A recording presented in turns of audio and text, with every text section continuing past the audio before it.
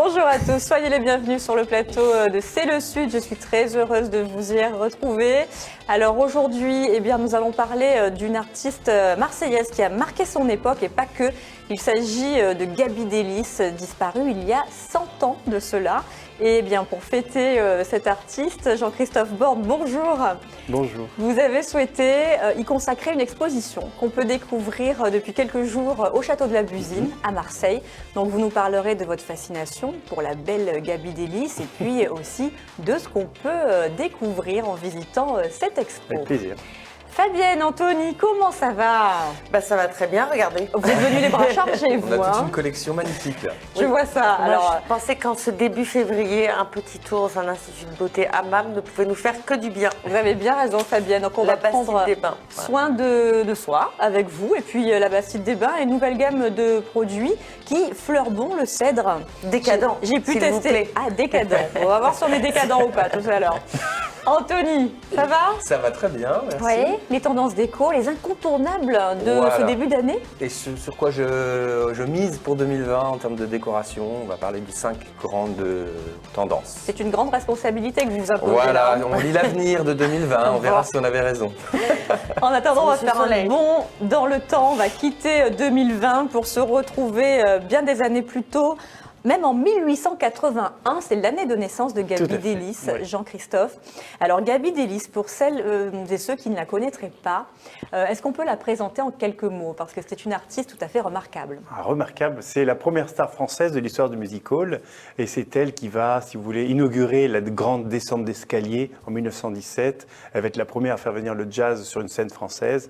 Et elle va donner ses lettres de noblesse à la grande revue spectaculaire avec les plumes, les paillettes. C'est à elle qu'on doit le music-hall en France, alors, d'une certaine manière? Elle devient vraiment la reine du music-hall en 1917, en créant vraiment la revue avec cette fameuse descente d'escalier qui va ensuite inspirer tant de spectacles et tant de nouvelles vocations, puisqu'elle est elle ouvre la porte à des gens comme Joséphine Baker, Mistinguett évidemment, qui était sa doublure, mais un peu plus loin, en allant chercher à Hollywood, on a Mae West, on a aussi des gens comme Marilyn Monroe. C'est très éloigné, mais c'est tout cet univers de baby doll et de blondes adorables qui fait rêver les foules. Voilà, c'est Gaby Delis et c'est une Marseillaise.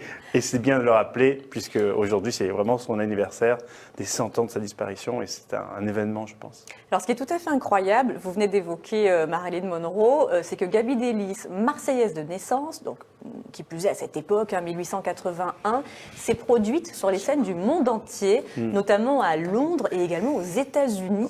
C'est inédit, ça. Ah, c'est extraordinaire. Il y a deux artistes principalement qui ont ce style de carrière à cette époque-là.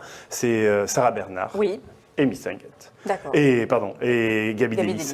Et elle va vraiment elle va avoir un courage extraordinaire parce qu'une femme à cette époque-là, déjà, elle est issue d'un très bon milieu bourgeois, donc elle n'a pas besoin de ça pour vivre, etc. Elle va faire un acte fort, elle va se poser en tant que femme qui décide de sa vie, qui prend les rênes de sa vie en main, et elle choisit d'embrasser la carrière d'artiste contre tous les a priori de l'époque qui sont toujours très défavorables, puisqu'en plus une femme qui choisit la carrière d'artiste, c'est forcément une femme qui est de mauvaise vie. Alors que pas du tout, c'est vraiment un acte fort. Elle s'oppose à son père, qui est lui commerçant marseillais, bien installé rue du Tapis Vert, qui vend plein de choses, et des tissus très riches à des bourgeois. Donc du coup, elle s'oppose à ça et elle monte à Paris presque en claquant la porte. Très jeune. Quel âge avait-elle? Elle avait 20 ans, à la majorité. Et elle monte à Paris en ne connaissant rien, puisqu'elle avait juste en poche un prix de conservatoire du conservatoire de Marseille. Donc elle va tout apprendre, de la danse au chant, et elle va avoir conscience très vite que ses moyens sont limités en tant qu'artiste.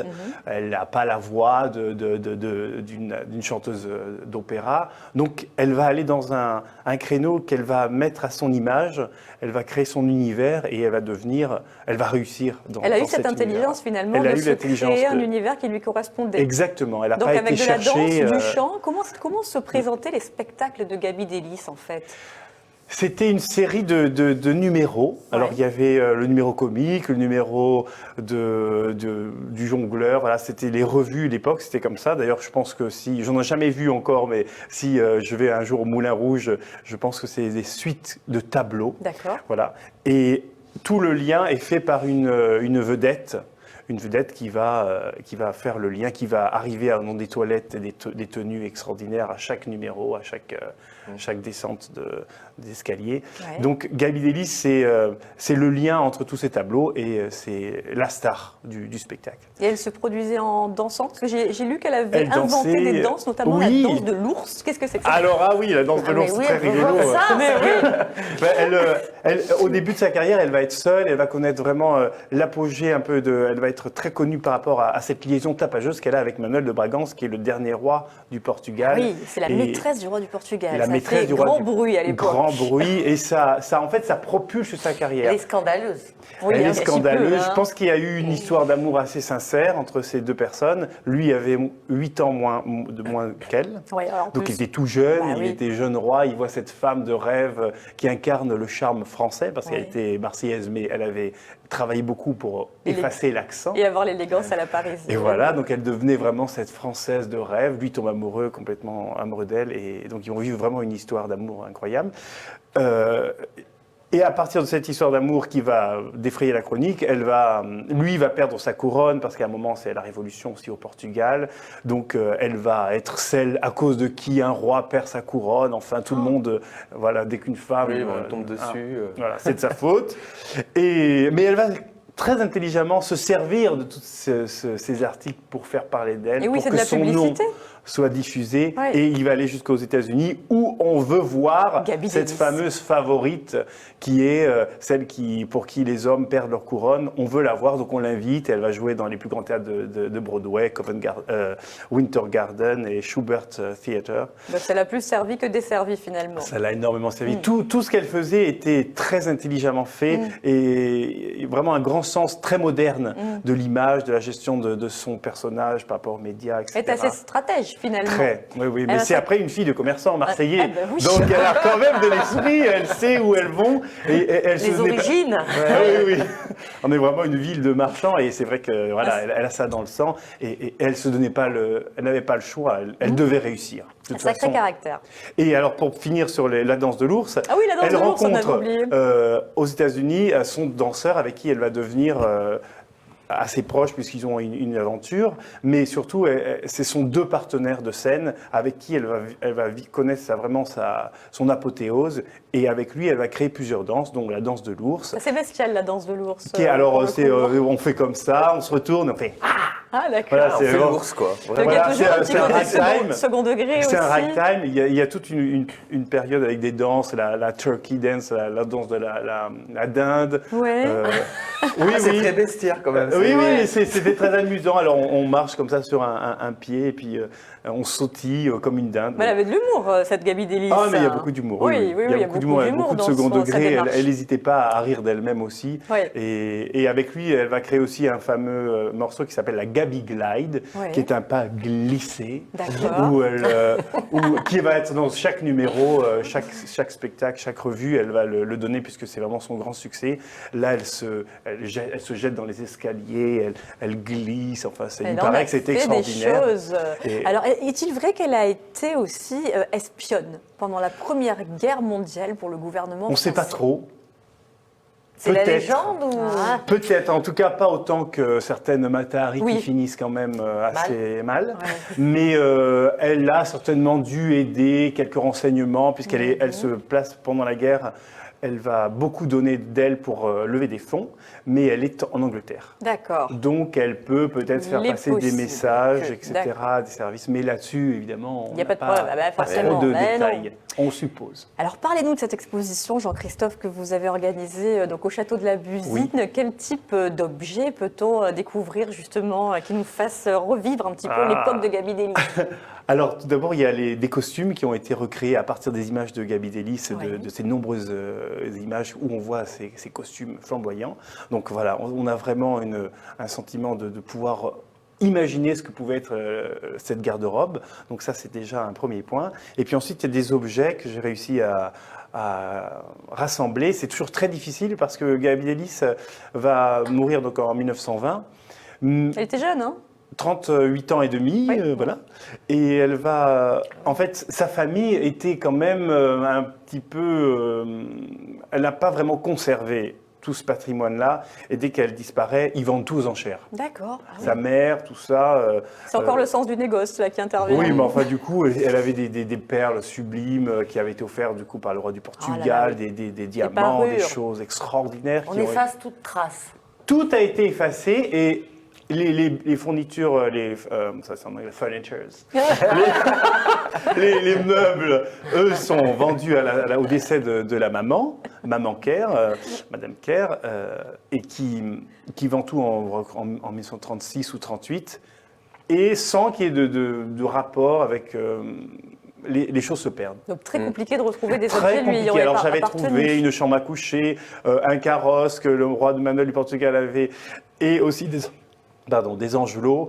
Bon, ces pièces, je sais où elles sont, mais c'est très difficile de convaincre les gens, surtout voilà, quand c'est des biens personnels qui sont dans des collections, les gens sont très, voilà, ils ont un peu peur. Donc ce que j'ai rassemblé, pour revenir, donc j'ai un cendrier qui a été offert à son chauffeur lorsqu'elle était à Marseille en 1917, qui est un cendrier en argent doré, argent plaqué. Oui.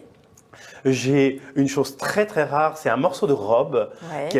qui m'a été prêté par un de ses descendants. C'est un morceau de robe de Gaby Delis qui est brodé sur tulle de soie.